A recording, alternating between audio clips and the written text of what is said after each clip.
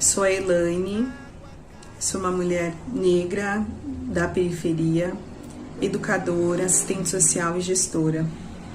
Tenho 33 anos e há 33 anos moro no Grajaú, que é o extremo sul da cidade de São Paulo. A vida inteira eu morei com os meus pais no Jardim Lucélia, numa vila chamada Vila Nascente. A Vila Nascente tem esse nome justamente por ser uma vila onde existem muitas nascentes.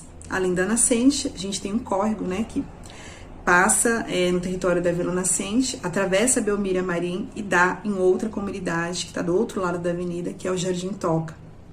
Em 2009, a comunidade do Jardim Toca estava sob fortes ameaças de despejo, com a alegação do poder público de que era para canalizar o córrego, de que os moradores eram invasores, aquele território não era, né, para ninguém estar morando.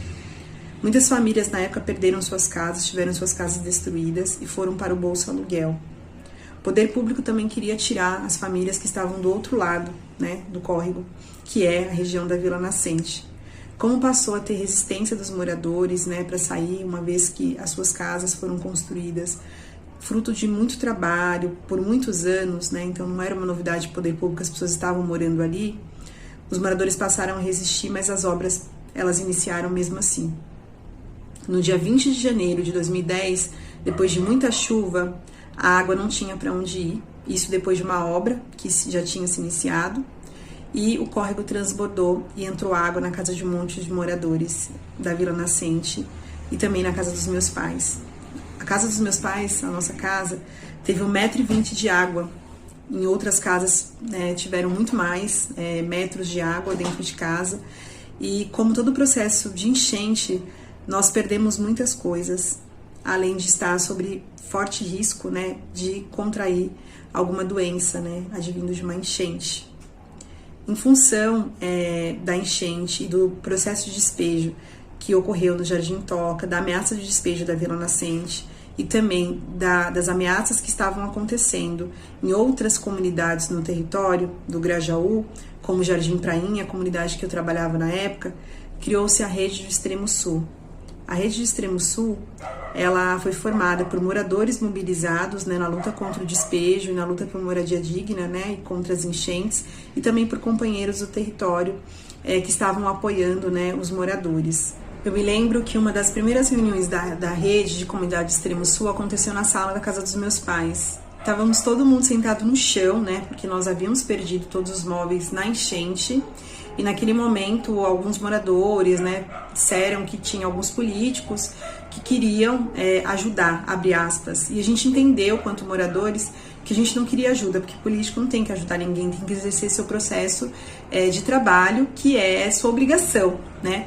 E que essa obrigação já havia sido reivindicada por nós, moradores, por muito tempo. Então, naquele momento, a gente decidiu que a gente ia usar os móveis que perdemos nas enchentes para travar a Belmira Marim. Foi o que a gente fez. A gente pegou os móveis que perdemos nas enchentes, travamos a avenida no horário de pico, tentando algum diálogo, né, e alguma resposta do poder público para parar os processos de despejo e também a enchente de forma criminal.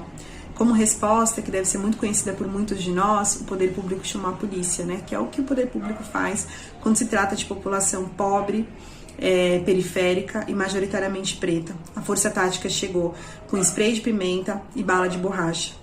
Nós estamos em 2021 e o córrego continua do mesmo jeito, com pessoas morando muito próxima, passando por processo de enchente ainda.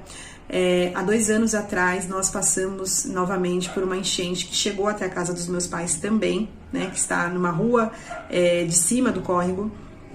E todos os comércios que estão ali na Vila Nascente ainda continuam passando por esse processo de sofrer com a enchente.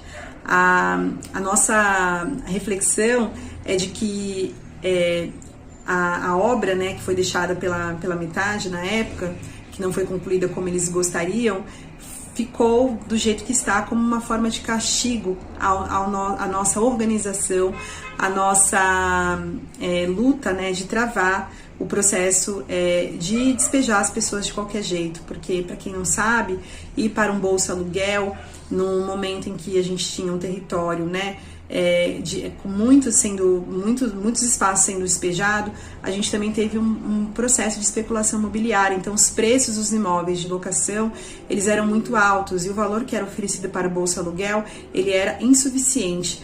Mais tarde, anos depois, quando os apartamentos saíram para essas famílias que foram despejadas e estavam recebendo Bolsa Aluguel, os apartamentos saíram em territórios muito distantes, né?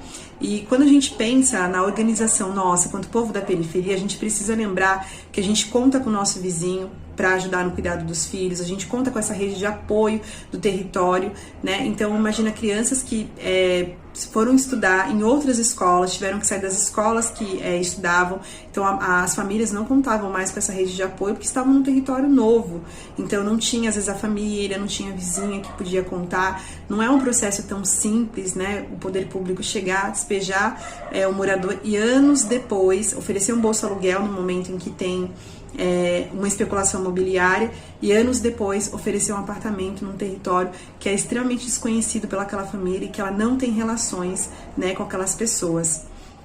Acho que vale dizer que a gente também sempre ouviu discursos dizendo que as enchentes também é fruto, né, de uma intervenção humana no meio ambiente, e a gente precisa lembrar que o território da periferia ele é habitado por muitas pessoas que vieram do Nordeste, e para o nordestino a chuva ela é muito importante. A gente nunca entendeu que a chuva era um problema. O problema está lá atrás, né, como a cidade de São Paulo foi sendo pensada e construída para uma parte da população num território específico, né?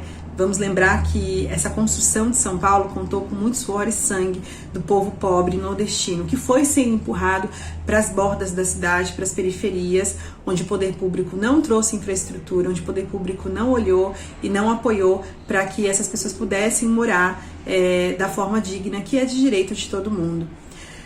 Quando eu escuto a canção Menina Anfíbio, eu fico pensando quanto ela representa, né, todos os meninos e meninas que nasceram e que viveram e que moram nas periferias, sobretudo nesses espaços, né, que é de região próximo da represa, do córrego. Então, eu sou uma menina anfíbia por morar na periferia, por crescer num território que é considerado brejo, perto do córrego. Então, acho que todos nós que moramos no território do Grajaú, que é rodeado pelas represas, e que somos atravessados no nosso cotidiano por estar morando nesse território, somos meninos e meninas anfíbios.